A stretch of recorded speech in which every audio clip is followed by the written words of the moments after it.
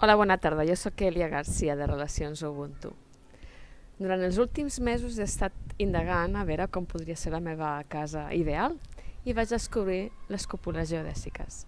I amb les cúpules geodèsiques vaig descobrir el seu inventor, Buckminster Fuller. Aquest senyor també era un visionari i amb les seves reflexions hi ha una que m'ha cridat moltíssim l'atenció. I és aquella que diu que si hi ha coses que no funcionen en la nostra vida, no posis ja més el focus de la teva atenció. Simplement deixa de fer-les si no t'agraden o deixa de fer-les si ja no funcionen. Deixa-les de banda.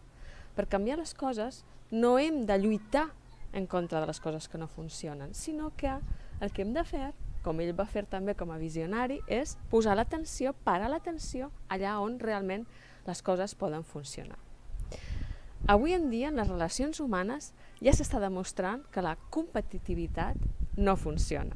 Per tant, no lluitem en contra de la competitivitat, simplement deixem de competir.